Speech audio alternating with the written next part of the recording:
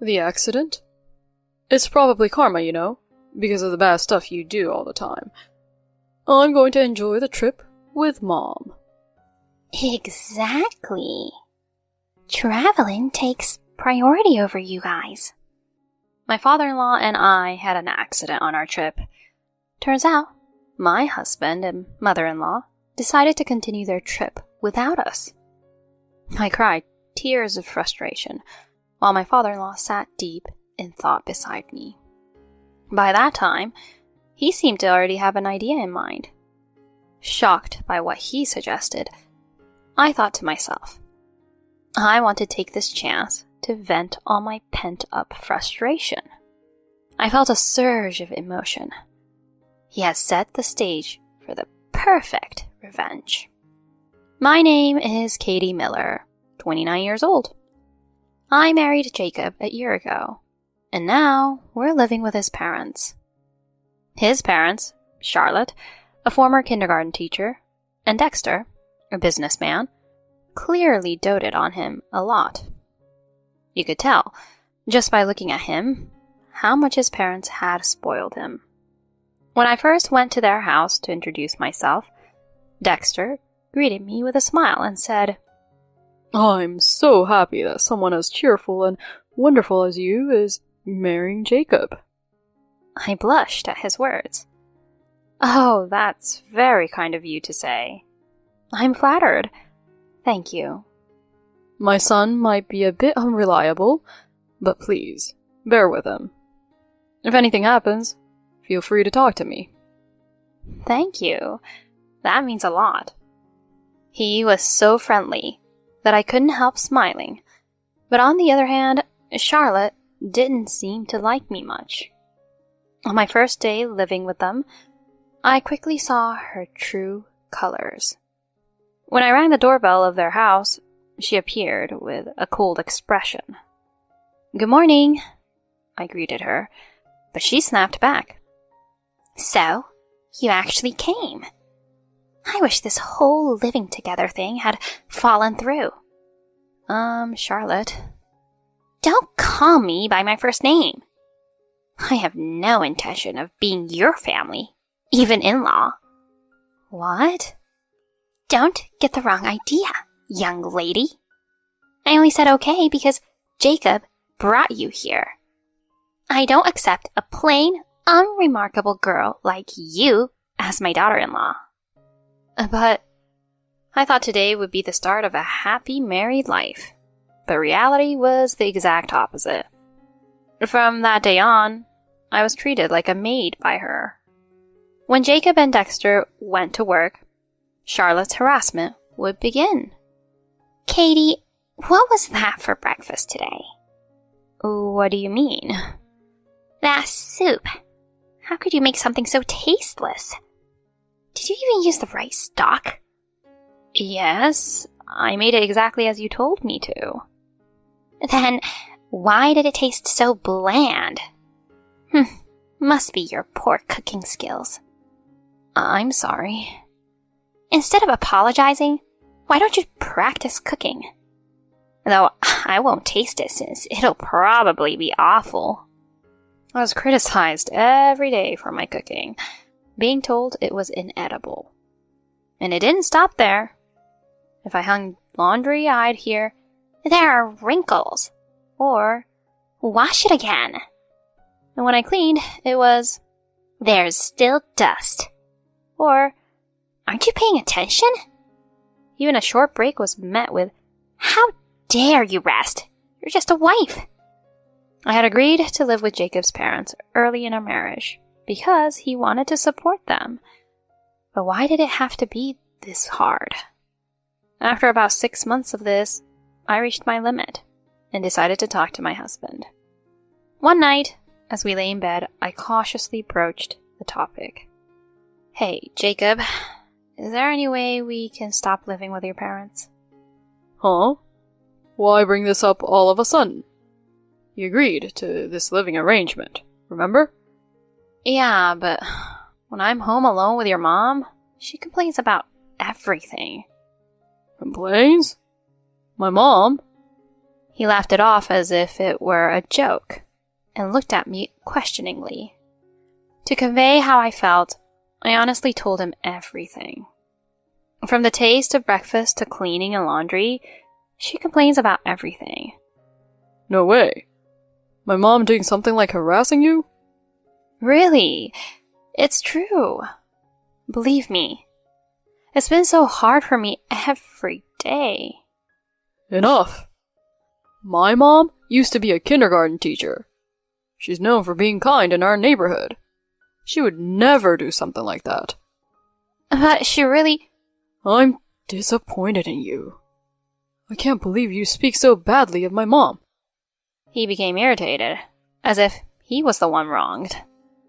After that, I tried to talk to him a few more times, but he never responded. That's when I realized he would always believe his mother over his wife. Maybe he's what you'd call a mama's boy. It's hard to say for sure, but it sure felt like it. Every time Charlotte harassed me, I'd talk to him about it.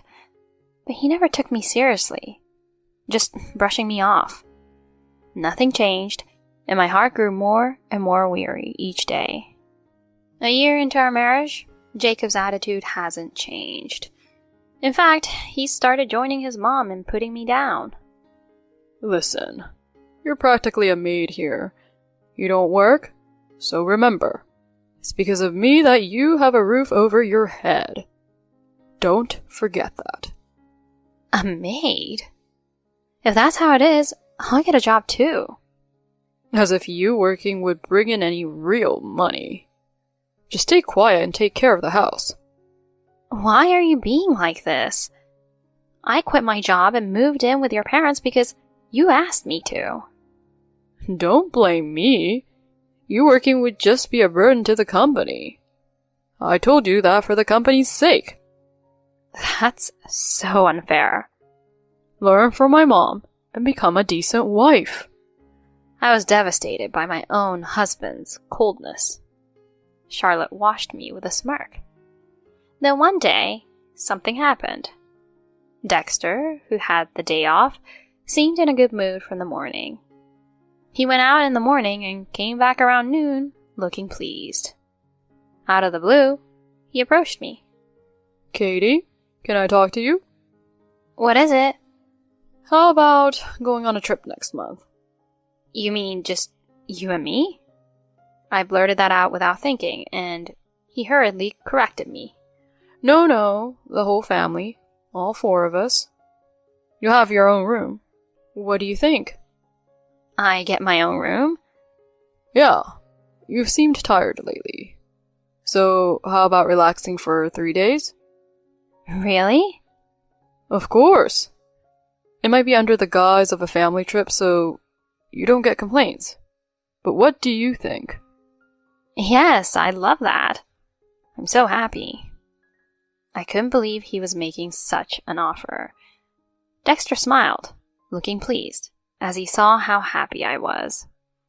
On the day of our trip, a month later, we drove to the destination with Jacob at the wheel. For some reason, Charlotte sat in the front passenger seat, while Dexter and I were in the back. Dexter looked apologetic and said, "Well, I feel bad about this." But I was actually grateful for the arrangement. While my mother-in-law and husband were having fun in the front, Dexter and I had a good chat in the back. Then it happened. Suddenly, we were hit by a tremendous impact, and our bodies lurched forward. It seemed a car had crashed into us from behind because of Jacob's sudden braking. As I grasped the situation, I lost consciousness. When I woke up, I found myself in an unfamiliar bed. I have no idea how many hours had passed. Looking around, I saw Dexter in the bed next to me. In the same room, my husband and his mother were busy with their phones, seemingly having fun. Jacob, Charlotte. Hearing my voice, they rushed over, startled, and called the nurse to get a doctor. Fortunately, since the car behind us had slowed down, Dexter and I in the back seat only suffered mild concussions and bruises. As the doctor left the room, Jacob and Charlotte let out huge sighs of relief.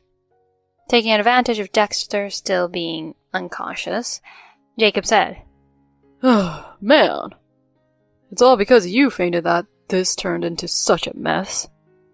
Exactly. Our whole trip is ruined. but it was because you slammed on the brakes. Were you trying to blame me? I drove a long way for you. Right. And on top of that, you just had to tag along on this family trip. How dense can a wife be? That's not fair. It's all because of karma, you know, the bad stuff you do all the time. I'm going to enjoy the trip with Mom. Exactly. Traveling takes priority over you guys. Laughing, they left the hospital room, and the room fell silent except for my sobbing. Trying not to wake Dexter, I cried in frustration. Just as I was about to drift back to sleep, I heard Dexter calling from the next bed. Katie. Dexter, you're awake. I'll call the doctor. No need. We both just have mild concussions, right? How did you know? You were asleep when the doctor came. I was at first, but I woke up during the doctor's visit. Then why pretend to be asleep? Because I overheard. Your husband and Charlotte were treating you poorly. It seemed he had heard everything about how coldly Jacob and Charlotte had treated me. He pretended to be asleep to hear their true colors, thinking they would make excuses if he woke up. He looked serious as he asked, Has this been going on for a while? Yes. I'm so sorry I didn't notice earlier. It took me too long to help you. No, it's not your fault. They were just good at hiding it from you. Still, I should have noticed sooner, living under the same roof. I really don't know what to say. He sat up in bed, looking genuinely apologetic. Then he said, I know it's not much, but will you help me with a plan I have? A plan? What is it? So, here's the thing. The plan he shared was astonishing. In that moment, I decided to take revenge on Jacob and Charlotte. Dexter's plan was to demolish the house we were living in. It turned out the house was actually in the name of his father, my grandfather-in-law, not Dexter. His father, now living in a condo with his wife, had given Dexter the house when he got married. The house was getting old, and his father had recently told him to either demolish it or renovate it. I was planning to renovate it, but no more. I'll demolish the house. I can't forgive them for treating the woman who married into our family like that. But wouldn't that ruin our family relationship? It's fine. I've finally seen their true colors. Katie, I know it's late, but allow me to repay you for everything. Dexter. He took out his phone and called his father. The demolition was arranged, and the work would start the next day. The next day, after being discharged from the hospital, Dexter and I went to his father's house. It seemed our belongings had already been moved to a storage facility. I thanked them and sent my things to my parents' house. Meanwhile, Jacob and Charlotte had enjoyed their trip so much so that they extended it. When they returned to the site of their former home, they were shocked and stood dumbfounded. They were arguing in confusion. What the heck is this? Mom, why is the house gone? I have no idea. Do you know anything about this? How would I know? I just got back with you. Then why? How can our house just disappear like this? As they bickered, Dexter tapped me on the shoulder. Realizing we were there, Jacob rushed over, flustered, and confronted his father. Hey, what's going on here? What do you mean? Why is our house gone? It was old and needed to be torn down. Are there any other reasons than that? No, that's not what I meant. Why would you do something like this without asking? That was our home. Our home? Yes, at least Mom and I didn't know anything about this. This is something you did on your own. What have you done? Dexter remained calm as his son angrily confronted him. He then spoke up quietly. Did it all by myself? No way. I got permission. What? I don't remember Mom or I giving permission.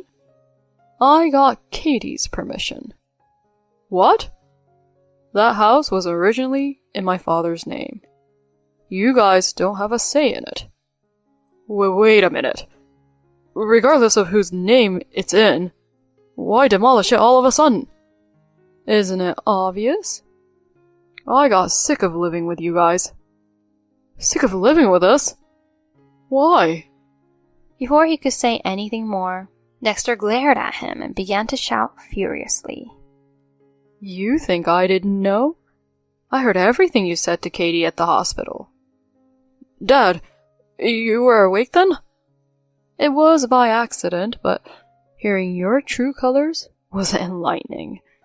It gave me the idea for this plan. What do you mean, plan? You set Mom and me up? Set up? I just took the appropriate action. I'm divorcing your mother too. The rest is up to you. He pulled out divorce papers and headed towards Charlotte. After Dexter left, Jacob turned his anger on me. Hey, what's this all about? Why didn't you say anything? This was your father's decision, not mine. But you knew about it, right? Then you should have stopped him. I mean, you don't have a place to live either. A place to live? I'm going back to my parents' home. Wait, are you planning to divorce me?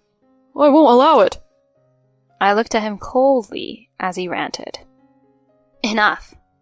I don't need you to allow it. Why do you think this all happened? It's all because of you and your mother. You have no idea how much I've suffered and put up with your nonsense. Oh, wait. Calm down. Let's just talk. I have nothing left to say to you.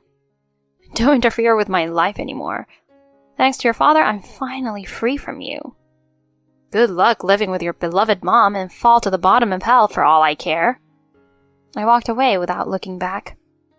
Finally, I was free from that life. Later, Jacob and I divorced. Initially, he refused, but under Dexter's supervision, he was forced to sign. Charlotte and Jacob ended up living in a business hotel before moving into an apartment. His salary was consumed by rent and living expenses for the two of them, leading to a drastic change in their lifestyle. As for me, I returned to my parents' house and rejoined my previous company. They welcomed me back, and now I'm focused on my work. I still keep in touch with Dexter. I plan to repay his kindness in any way I can. I sent money to spendthrift in-laws each month. They want me to divorce because son impregnated a CEO's daughter. Secretly, I'd been making moves. I'm sorry to say this, but our son got the president's daughter pregnant. We need you to divorce him. As both my in-laws looked apologetic, they came to me with this news. My husband, Robin, the main person involved, showed no signs of remorse and seemed indifferent. He doesn't feel sorry for making his parents apologize. To them, I responded, "That's fine, but you know my husband has debts, right?" To this, Robin oddly replied with a sense of pride. Debts can be sorted out with a remarriage, especially since she's the president's daughter. I could only laugh at his carefree comment. Just wait and see. You won't be so relaxed forever. My name is Michelle, 50 years old. I work as a company employee and support our family. I've been married to my husband, Robin, who's 5 years younger, for 20 years. Our daughter, now in college, lives on her own. If I had to describe Robin in one word, it would be indecisive. He acts impulsively without planning and doesn't seem to learn from his mistakes. I used to think he was a man of action, but after marriage, I often found myself at the mercy of his whims. His father is similar, so maybe it's genetic, but Robin doesn't have bad drinking habits or gamble extravagantly. He does help with childcare to some extent, so despite some dissatisfaction, I've turned a blind eye and continued our marriage. However, I've always had a major issue with my in-laws. They have a habit of living beyond their means, and we've had to cover their living expenses from our family budget. My father-in-law, Justin, hops from job to job, never sticking with one for long, always complaining of tiredness or bad work relationships. My mother-in-law, Pauline, works part-time, so her income is limited. Despite their situation, they never cut back on their lifestyle and keep accumulating debt. When they're in trouble, they come to us for money. Justin spends his money on hobbies, like golf clubs and fishing rods. Michelle, I'm sorry, but could you send us some money again? I fell in love with this expensive golf club and just had to buy it. I promise, I won't waste money next time. Meanwhile, Pauline splurges on designer clothes, bags, and jewelry. I'm sorry, Michelle. Could you send a little money? There was a new release of my favorite brand, and I ended up buying a lot. I'll try to save from now on, I promise. My in-laws live day to day with no regard for the future. I wonder why they spend money so thoughtlessly. They apologize to me, but keep repeating the same mistakes, so I doubt their sincerity. I, on the other hand, grew up with a father who worked in an office and a stay-at-home mother. Both were serious and preferred a simple life. So, in our house, apart from special occasions like Thanksgiving, birthdays, and Christmas, we didn't indulge in luxuries. I learned from my mother how to enjoy saving and live within a limited income. Thanks to this, I never struggled during my college days living alone. That's why the lifestyle of my in-laws doesn't sit well with me, and it's always bothered me. I've been supporting my in-laws with $700 a month while securing my daughter's tuition fees. I continue to work to support both. It's hard to accept cleaning up after my in-laws' financial mess, especially when it's not for my daughter's future. At first, Robin apologized about his parents, but gradually his gratitude faded. Recently, he's been going out drinking and playing more often. He even started demanding more pocket money. I was really angry about this. Most of the $700 I send to his parents comes from my earnings. He should be taking care of his parents, but since I earn more, he's been begging me to pay. And now, he's asking for more spending money. Our relationship became strained, and our arguments increased. One day, he said to me, "Can you please increase my allowance? I'm going drinking with my subordinates. It's embarrassing not to pay when I'm the superior. It's part of my job." You just said that last time and spent a lot at the bar. Stop trying to impress your subordinates by paying for them. We've already stretched thin with your parents asking for money this month. What's that supposed to mean? Are you blaming my parents? I can't let them suffer. Then you should be the one sending them money. They're your parents. I'm the one paying most of it. How can you be so arrogant? Our arguments have been ongoing like this. Lately, we barely speak to each other. It's really frustrating. I try to act normal when our daughter comes home, but the atmosphere is awkward. She seems to have noticed the tension between us. If there's anything you want to talk, I'm here for you. I feel bad for making her worry, but I'm fed up with my in-laws' spending habits and Robin's attitude. So I've been considering divorce.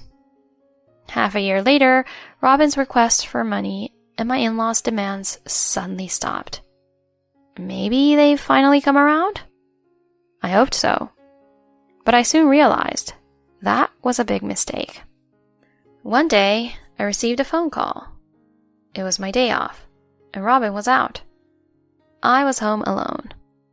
I casually answered it, but it revealed Robin's secret. And it wasn't just that. When I checked his computer, I discovered even more shocking truths. The anger made me shake.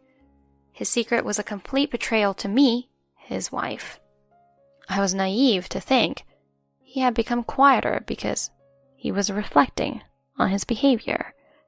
My love for him had already faded, but this secret was the last straw for our marriage. I decided to contact someone right away. Later, I waited for him to return. Several hours after the phone call, he came back in the evening. He looked puzzled, seeing me sitting sternly on the living room sofa. I faced him squarely and started the conversation. "Welcome home. You're late. I need to ask you something." Why so formal? What's the matter? You have debts, don't you? You got some nerve keeping secrets from me. At my words, his face changed, and he started to panic. He shifted his gaze around, muttering, and trying desperately to cover up. Of course, I wasn't going to let that pass. I stared at him intently, conveying my unwillingness to accept any excuses. In the midst of this tense atmosphere, my cell phone suddenly rang. Seemingly relieved, he shouted, You better answer that phone. Honestly, I was in no mood for a phone call, but I had no choice, so I took out my phone. It was Pauline. "Sorry for the sudden call. We have something important to discuss, and my husband and I are on our way over. We'll be there soon." She rattled off her message without waiting for my response and hung up before I could say anything. It seemed my in-laws were on their way to our house. It was inconvenient to have them come over so suddenly, but it was too late to stop them. I told Robin, "We'll continue this conversation later," and started preparing for my in-laws' arrival. I was feeling terribly downhearted, knowing only trouble comes from them. Soon, they arrived. While serving tea, I asked them, "What brings you here today? You seemed quite rushed on the phone." As I asked, their faces turned grim, and they started looking apologetic. I was taken aback by their sudden change. Michelle, we're sorry. Robin got the daughter of my boss pregnant. The president and his daughter don't know Robin's married. It's a mess, so we need you to divorce him. Pauline nodded in agreement. "If you don't divorce him, my husband will lose his job. He finally got a stable job, and this will ruin it. We'll pay you, so please, divorce our son." Apparently, my father-in-law Justin recently started working at a construction company, whose president has a 37-year-old unmarried daughter, Olivia. She's a hard-working woman who missed her chance to marry due to her career. Justin, though irresponsible with money, has a humorous personality and good communication skills. He found out in a casual conversation that the president was looking for a husband for Olivia, and impulsively introduced Robin as a single man. Knowing that my marriage with Robin was on the rocks, he planned to have me initiate the divorce to facilitate Olivia and Robin getting together. But then, Robin accidentally got her pregnant. The president, after hearing of the pregnancy from Olivia, intended to have them marry immediately. So, they rushed over to ask me for a divorce. I was frustrated by my in-laws' absurd plan. It was sloppy and impulsive. I was appalled by my husband's readiness to jump into such a plan. I decided to proceed with the conversation and told my in-laws to stop apologizing. I don't mind divorcing. Given the circumstances, continuing our marriage with Robin is difficult. But you do know he has debts, right? Are you sure about this? That's right. He had a huge debt. He borrowed $70,000 from shady people. The call that day was a demand for repayment. I mentioned the debt not out of concern for my in-laws, but to avoid them complaining later that I hadn't informed them. His debt was a product of his indecision and my in-laws' carelessness. I definitely didn't want to be involved in paying it off. My in-laws, unaware of the debt, confronted their son, asking, "What's this about?" Robin, unfazed and even arrogant, was a stark contrast to his earlier nervousness. Thinking my in-laws were entirely on his side, his attitude grew bolder. He declared, confidently, "With my remarriage, these debts will be nothing. Olivia is a wealthy president's daughter, and she's head over heels for me.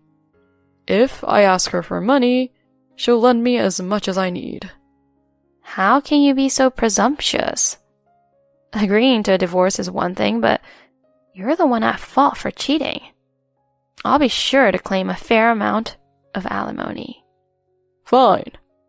I'll pay whatever alimony. Once I marry the president's daughter, I can easily afford it. If it means getting rid of an unattractive wife like you, it's a bargain. Oh, really? Quite confident, aren't you?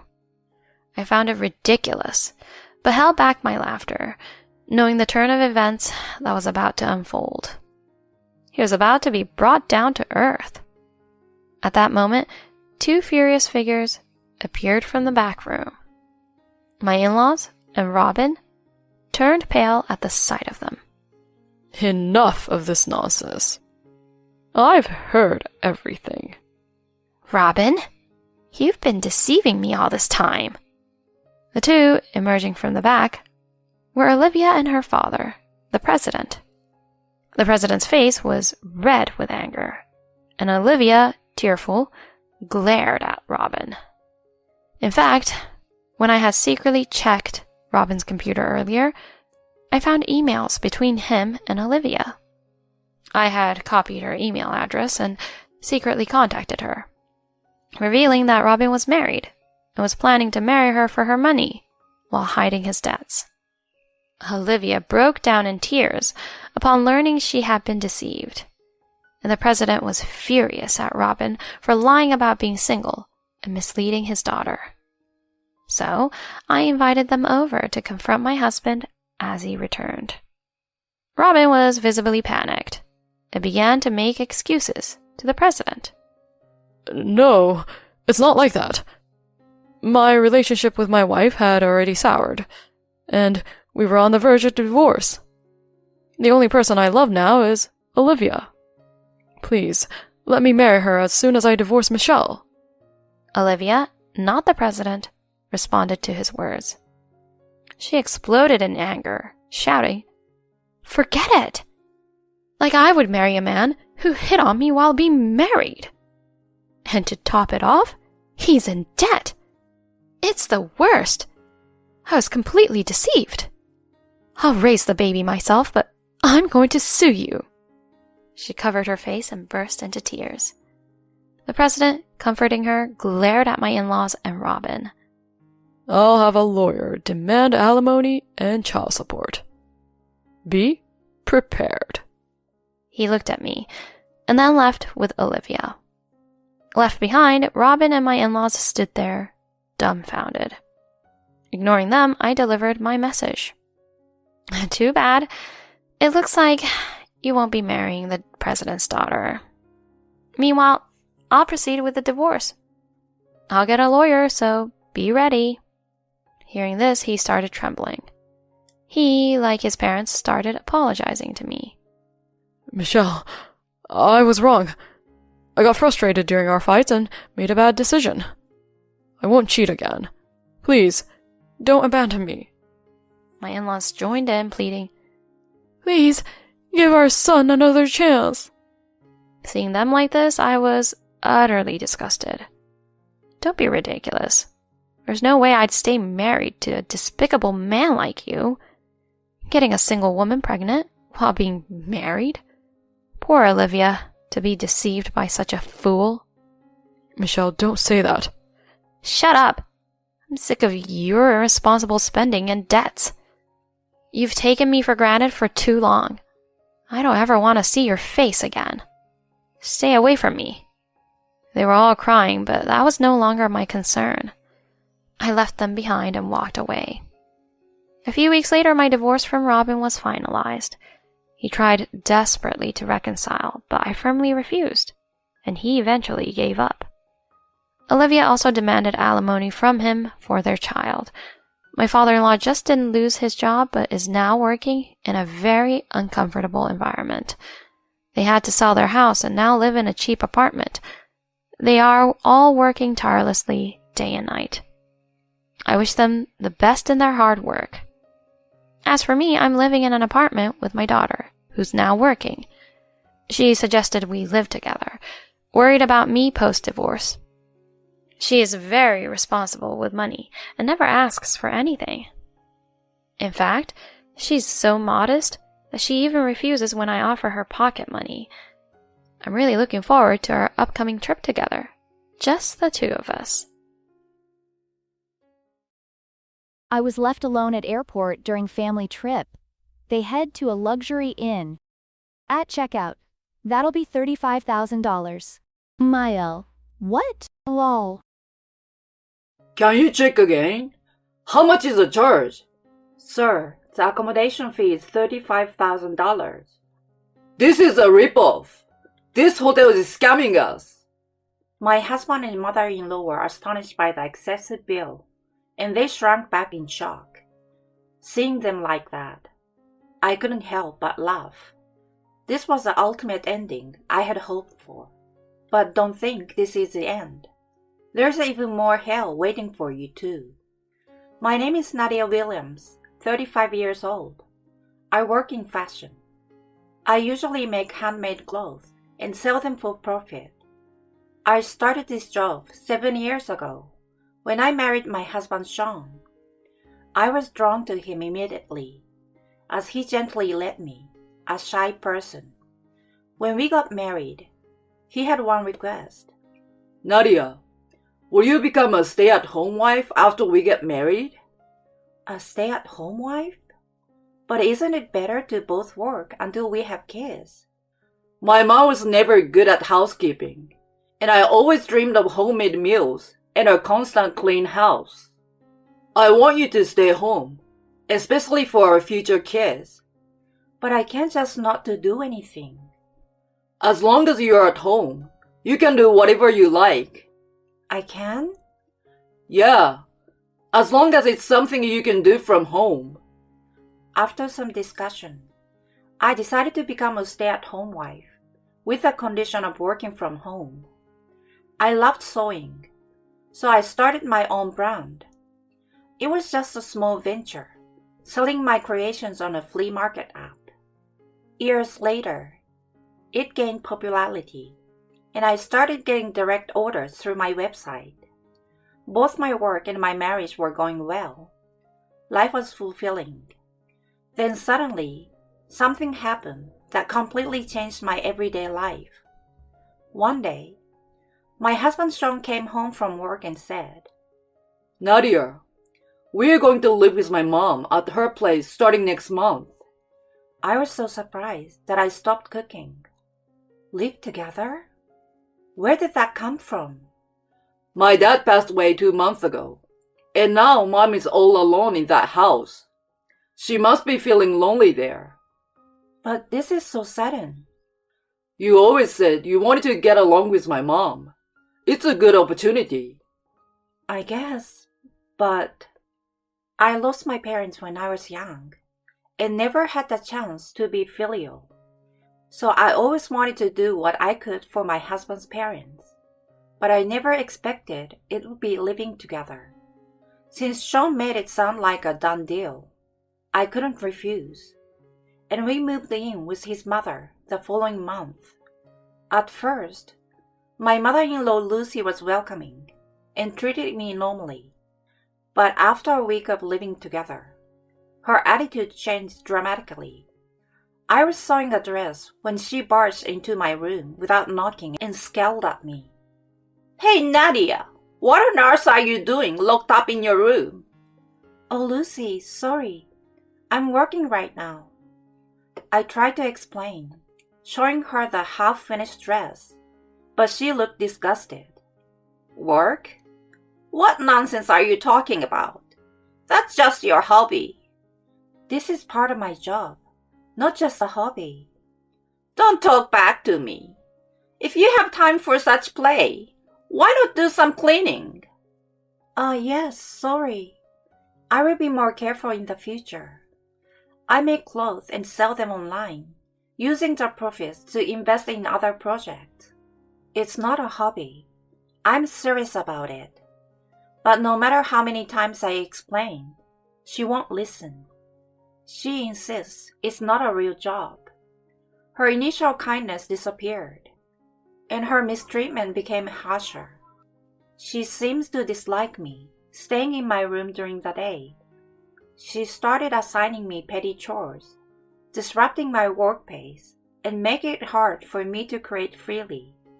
A month after her mistreatment began, it was affecting my work, so I decided to talk to Sean. "Sean, I need to talk to you about your mom." What about Mom? "Well, whenever I work, she scolds me to do housework. I can't get any work done lately." He sighed heavily and replied reluctantly. Isn't that because you're not taking care of the housework like you're supposed to? "What?" You prioritize your own stuff without even managing the basic housework. That's why Mom is just reminding you. "That's not true.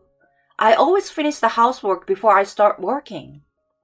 Your work doesn't make much money, so just give it up already. Please don't upset Mom. It's a hassle. I'm going to take a bath. With that, he left the room. Tears started to flow from the frustration. I was truly shocked that even my husband didn't understand me. He probably told Lucy about this, because her attitude towards me became harsher the next day. "You are a stay-at-home wife and still want to spend time on your hobby? Stop being so spoiled." "But Lucy, this is a real job for me." "Job? A job means going out and working like Sean. You're not earning, so it's only right that you do housework non-stop." "Lucy, please listen. These are valid from work nowadays. You might think it's just an extension of a hobby, but I'm really committed to it." "Shutting yourself in your room making silly handmade items is work? Ridiculous. Save some nonsense for your dreams." Her mistreatment got worse, and without Sean's support, I could only work freely at night, and I had to fight against time every day to avoid delays. Before I knew it, I was completely exhausted, both mentally and physically. Influenced by Lucy, Sean too began to treat me coldly. Why are you so inefficient? You're always getting scolded by Mom. "I'm sorry, but I always do what she asks." Shut up. If you were doing it right, Mom wouldn't be mad every day. Open your eyes, you useless wife. "How can you say that?" Fighting back only made things worse. Understanding this, I gradually spoke less and less, and my motivation plummeted. Then one day, a travel brochure arrived at our house. Even though it was addressed to me, Sean and Lucy excitedly opened it. Hey Mom, look at this. A 3-night stay at a luxury hotel, exclusively for our tour. Unlimited gourmet food. How cool is that? First flight too. Amazing. And it's only $900 per person. What a deal. Right? Right? It's awesome. Normally, this trip would cost $35,000. What are the conditions? The conditions are, Mom, check this out. Let me see. I see. They turned to me with beaming smiles and said, Nadia, let's go on a trip together. Yes, Nadia, you're going to New York with us. How does that sound? I was momentarily baffled. A family trip? With me? After they always treated me like a nuisance. Why? While I was still confused, they continued. We've been giving you a hard time with all the housework. A little break for a trip would be nice, right? Yes, let's spend some quality family time together for once. Right, Nadia? Are you sure? Both of them smiled broadly and said in union, Of course. It had been a long time since they had spoken to me so kindly, and I felt a warmth in my heart. I thought I was finally accepted as part of the family. I decided to put the past behind me and enjoy this trip. In the days leading up to the trip, the mistreatment from them stopped, and we even had lively conversations about our upcoming vacation. Thanks to that, I was able to spend my days in peace. By the way, the organizer of this trip was a handmade federation I belonged to. Business was booming, and profits were rising. That's why they could offer such a luxury trip at an exceptional price. I had never participated before, but seeing my enthusiastic husband and mother-in-law, I also started looking forward to it. On the day of the trip, the three of us arrived at the airport, where the tour operator confirmed our number. Right after the confirmation, my husband and mother-in-law glared at me. Hey, Nadia, you can go back home now. Yes, thank you for coming here. What? Go back home? But the trip is just starting. Didn't you hear? You're not part of our family. Right. Don't dawdle and go home. We are about to enjoy a luxury tour. But the conditions for this tour were... We've just confirmed the number of people, so it's fine. Go home already. Such a presumptuous daughter-in-law. That's why I can't stand you.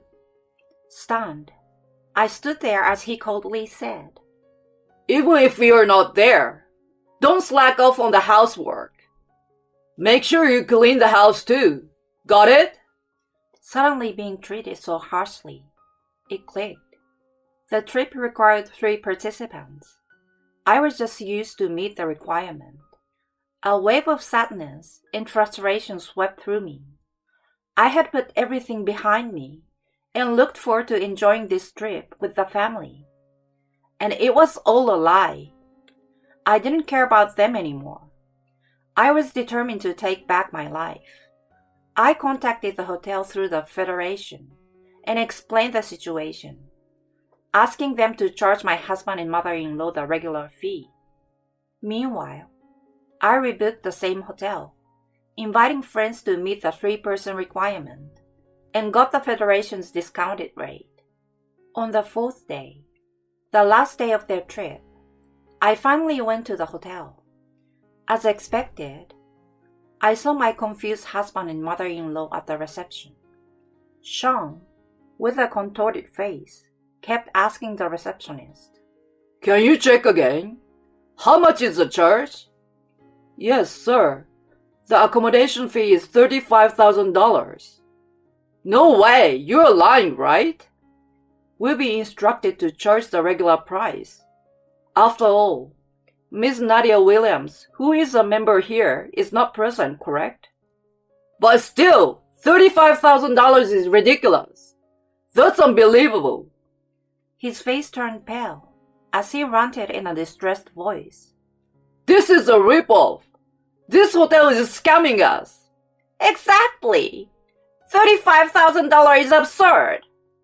I'm sorry, ma'am, but I quickly stepped in before the receptionist could be troubled further. I apologize for the trouble caused by my family. Miss Williams, welcome to our hotel. The receptionist seems to remember me from my only visit. Such is the service of a luxury hotel. Seeing me, Sean's eyes widened. Nadia, why are you here? Why? I'm just staying here for 2 nights and 3 days. Is there a problem? This hotel overcharges for stays. You've been here. You should know. Ripoff? What are you talking about? Didn't you just hear the regular rate? Regular rate? Even if we splurge, $35,000 is impossible. A luxury hotel exclusively for your tour. Top-tier rooms, meals made with the finest ingredients, helicopter sightseeing flights at night, limousine for transportation, cruises during the day. After enjoying all that, you can't complain about being overcharged, can you? But... Well, if I, a member, had been there, this wouldn't have happened. Sean exclaimed in agony. What's that supposed to mean? Lucy, having overheard, turned red and confronted me. Hey, Nadia! What do you mean by that? Explain yourself! The trip was organized by the federation I'm part of. If I, a member, had participated, you wouldn't have been charged such a high fee. Understand? What? You should have said that earlier. And you bring this up now? What a useless, whiny daughter-in-law! She approached me, yelling fiercely. Just sort this out with these people. We can't pay $35,000. Why should I? It's obvious. This happened because you weren't here. It's a major family crisis, so help us out. At this point, I was utterly astounded by the convenience of their words. What are you talking about? At the airport, you yelled at me saying, go back home now. I was just used for the head count. Well, what do you want to do? Shall we continue arguing here? Fine, I apologize. Just do something about it quickly, please. She pleaded desperately, to which I responded coldly. No. What do you mean, no? Why should I help you? After all the mistreatment, now you want my help just because things turned bad for you? Isn't that a bit too convenient? Hey, just calm down. We are really in trouble right now. Like I give a shit about your problems. My sudden change in tone took them by surprise, making them shudder. Being forced to return from the airport like that was the most humiliating experience in my 30 years of life. And of course, it's all because of you and your son. That's why I'm apologizing. Please just forgive us. An apology won't cut it. I don't want compensation from you. Who would help you now? As of today, I'm cutting all ties with this so-called family. Enjoy your descent into hell together. After saying that, I checked in as if nothing had happened. I could feel their resentful gaze as I left them behind and headed to my room in the luxury hotel. Later, I heard they continued to cause a scene, saying they couldn't pay, and eventually it even involved the police. It was obvious that pair couldn't afford $35,000. In the end, they maxed out their credit cards to the limit. Afterward, I hired a lawyer to divorce and moved out of my in-laws' house, renting a new place for myself. My husband reportedly started a part-time job in traffic control as a second job. Lucy, who had been a housewife, was forced to take a part-time job and is now struggling with the harsh realities of life. They will likely be living a tight budget for a while. Well, it's all their own doing. They should suffer for enjoying themselves at that luxury hotel. I keep receiving desperate texts from my ex-husband, I was wrong. I've reflected on my behavior, and I want to start over. Let's go on a trip, just the two of us, without my mom. How about Tahiti? You're reading this, right? Come back to me, Nadia.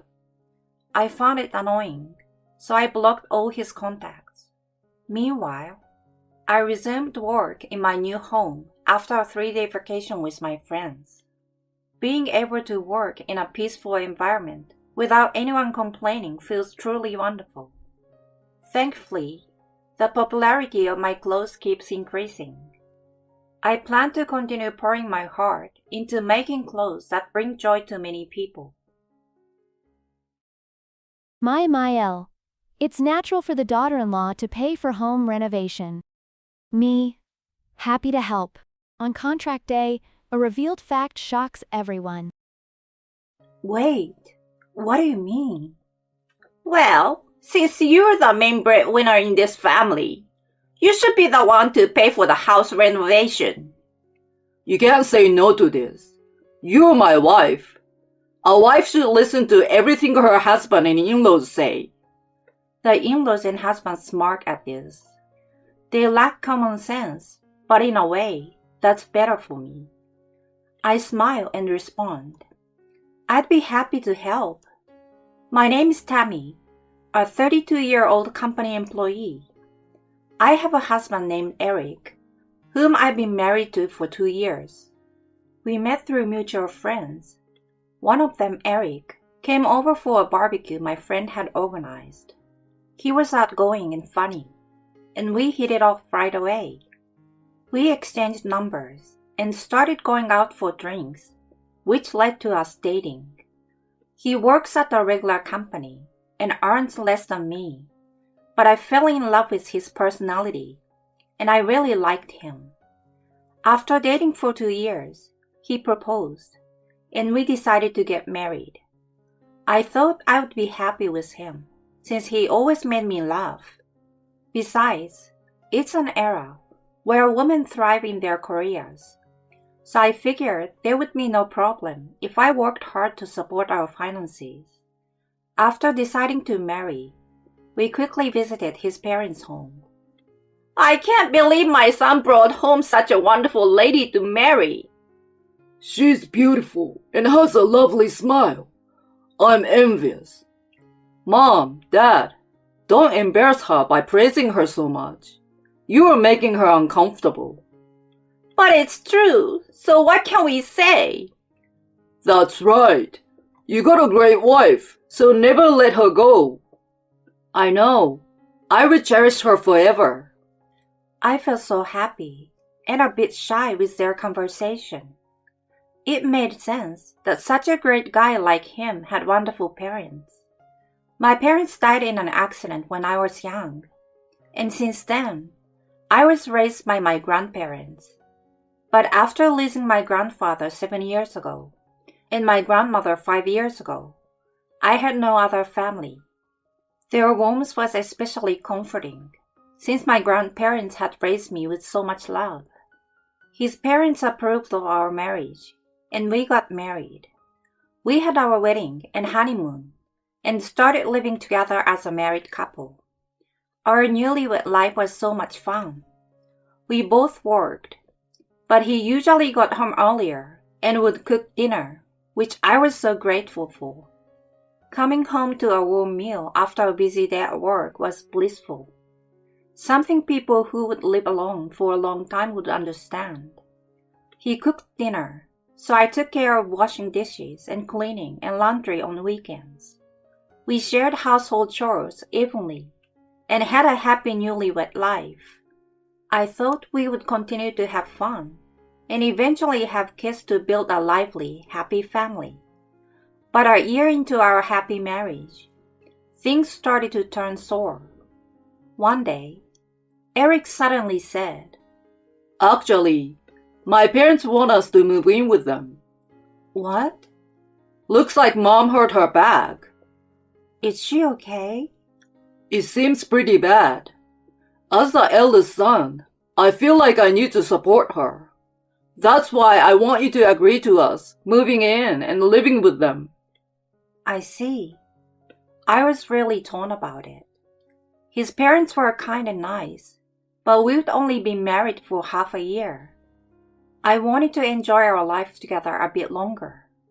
But his mother's back pain seemed serious enough to make doing household chores difficult.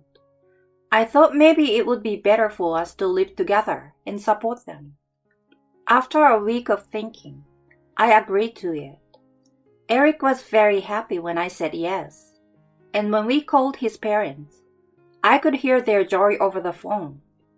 I felt good knowing they were also pleased with my decision. So we ended our lease on our apartment and moved in with his parents. I am so glad you came, Tammy. Thank you for agreeing to live with us. They welcomed me with smiles. I'm looking forward to living with you all. I greeted them with a smile. And that evening, we celebrated with delivery sushi and drinks. I thought living with such kind in-laws would be lively and fun. But the reality was different from what I had expected. Welcome back, Tammy. You must be tired from work. Thank you. Well then, could you start right away? Sure. After a busy day at work, I had to do all the housework. I finished preparing dinner, which I had started in the morning, then moved on to cleaning the bathroom, toilet, and doing laundry. I couldn't relax in the bath until after midnight, and in the morning, I had to wake up early to prepare dinner for that night. I had assumed that we would share household chores like we did when we were newlyweds. However, once we moved in with his parents, Eric stopped doing any housework. His mother had told him not to worry about it, since he didn't want to burden her son with chores she couldn't do because of her back pain. I wanted to protest, but I just kept quiet and followed along. His mother would always say, "I'm sorry and thank you," which made it hard for me to refuse. Thus, I became increasingly exhausted from juggling work and household chores. As a result, I began to fall behind on housework. Then, the in-laws, who had been kind until then, started to criticize me. What's this, Tammy? Store-bought prepared food? I'm sorry. I've been so busy at work. I didn't have time to cook in the morning. That's no excuse. Are you really okay with making us eat this? Actually, store-bought food these days is quite high quality and nutritious. Handmade food is obviously more nutritious. I never thought you would do something like this. The in-laws scolded me like this. I didn't know what to do and looked to Eric for support. But he stayed silent. I had hoped that at least my husband would be on my side. It was tough enough physically, but now it was becoming mentally challenging as well. They started to blame me for everything, making the house feel uncomfortable. Realizing the situation couldn't continue like this, I decided to talk to Eric. That's when he shocked me with his response. It's your fault for not being a good wife. You need to meet my parents' expectations. Otherwise, there's no point in living together. I was so angry. I couldn't help but talk back. Hold on. I work more than you, and yet I'm expected to do all the housework. You are usually home before me. You should be doing it. But instead, you push everything onto me, and then blame me when it's not done perfectly. That's not fair. When I said this, his eyes widened in anger. What the heck, Tammy? Are you defying me, your husband? It's unbelievable that you're blaming me when you're the one who is inadequate. I was shocked, because this was the first time I had seen my unusually gentle and kind husband yell like that. Not knowing what else to do, I just apologized, saying, "I'm sorry." From that point on, both my husband and in-laws started to hurl harsh words at me. I gradually began to think I was truly a terrible person, and that I should obediently follow what the in-laws said, since they were right. Then one day, I got a message from an old friend, someone I was close with in high school. She suggested we meet up after a long time, so I agreed, feeling nostalgic. We decided to meet at a cafe on our day off. Seeing me after a long time, she asked, "What's wrong with you?" When I asked, "What do you mean?" she replied, "You look really terrible." I was confused until she asked if it was work or my husband that was troubling me. At that time, I was almost brainwashed into thinking there was no problem at all. Not at all, nothing's tough. Work is as busy as ever with lots of overtime. But it's fulfilling. At home, my in-laws are guiding me since I am a failure. My friend was speechless when I said that. "Tammy, that's what you call mistreatment and emotional abuse." "No way. I'm just not good enough, so they're being strict with love." "You're exaggerating." "Please, Tammy, wake up. You're like brainwashed." "What are you talking about? Brainwashed?" "Seriously, this is wrong. I will help with anything, but you need to cut ties with that family as soon as possible." Her eyes were dead serious. Then, something inside me began to stir again. Something was wrong with my current situation. Those people were wrong. Such thoughts started to come to my mind. After parting with my friend, I went straight home, but I was met with this: "You are late. Prioritizing friends over us is unacceptable." "I'm sorry. I will start cooking dinner right away." I suddenly felt irritated. I quickly made dinner and served it at the table. What? Fish today? I was in the mood for meat. "Yes, I wanted meat too. You really don't understand, do you?" Can't be helped. She's a failure. They all laughed at this. I wondered why I had to put up with this from these people. If they have complaints, they should cook themselves. These thoughts suddenly came to my mind, along with a feeling of anger. What's happening to me? I thought they were right, but now, after dinner and washing the dishes, they called me to the living room to talk. "What did you want to talk to me about?" Then, with a happy smile, my husband said, We are thinking of rebuilding this house. "Rebuild a house?" As I was surprised, my mother-in-law spoke up. "This house is getting pretty old, you know, so we are thinking of rebuilding it." I naively thought it was a good idea and said, "That sounds like a great idea." "Right? I knew you would say that. So you will be paying for the reconstruction." "Wait, what do you mean?" "Well, since you're the main breadwinner in this family, you should pay for the house renovation." She said it matter-of-factly. Then, my husband chimed in. You can't say no to this. You're my wife. A wife should listen to everything her husband and in-laws say. They all smirked at that. "But I don't have that kind of money." Then my husband said something shocking. What are you talking about? You have the inheritance from your grandparents. "What?" You should use that money for us. You get to contribute to the family you married into. We'll get a nice, comfortable house. It's a win-win situation. At that moment, something snapped inside me, and I fully came to my senses. They had been planning to use me from the start. There is no way I'd give them the money my loving grandparents left me. I had been brainwashed and exploited up until now, and it was time for revenge. Their lack of common sense was actually a blessing in disguise. I smiled and said, "I'd be happy to help." They clapped their hands in joy. probably thinking they had successfully brainwashed me. But the brainwashing was over. Now it was my turn.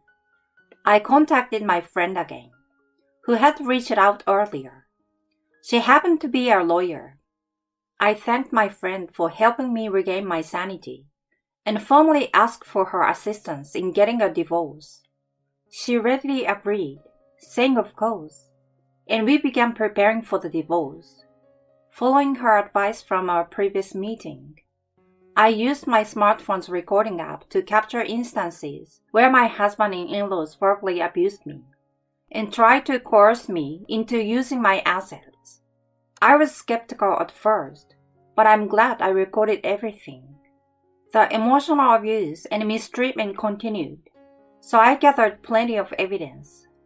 The house rebuilding plan progressed smoothly. My husband and in-laws were thrilled about getting a new house and continuing to use me as both a maid and a breadwinner. Meanwhile, I steadily prepared for my revenge. On the day of the contract signing, they were all excited. I joined them in the car, smiling slyly.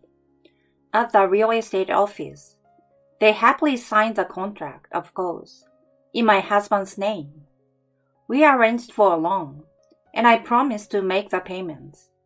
The payments were to be transferred monthly to my husband's account.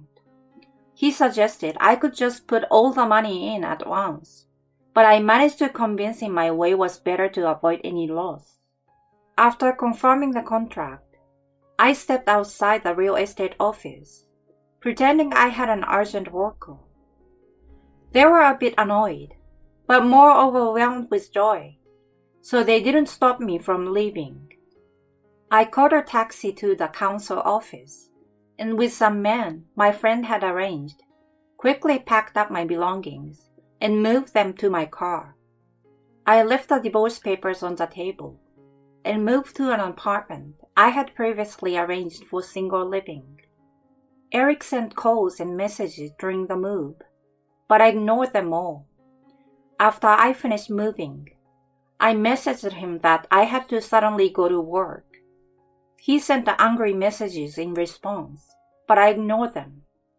About 2 hours later, he called frantically, probably just returning home. Hey, what the hell is this about? Exactly what it looks like. I've decided to divorce you. Why so suddenly? I can't take your emotional abuse or your mother's mistreatment anymore. What the? Who is going to pay for the new house's lawn if you're gone? Figure it out yourselves. I'm no longer involved. Goodbye. I will refuse the divorce. That way, you will still have to pay as my wife. Then let's fight it out in court. Court? If you refuse, I will fight as long as it takes. If it goes to court, you will have to pay legal fees too. I earn much more than you and have an inheritance, so I can afford it. But can you? With a high monthly loan, you can't afford to waste money, right? Hearing this, he screamed, "Damn it!" over the phone. Apparently, on speaker, his parents started begging me with desperate words, but I ignored them all and said, "I'm not your maid. I will never forgive you. Draw in debt and go to hell." I hung up the phone.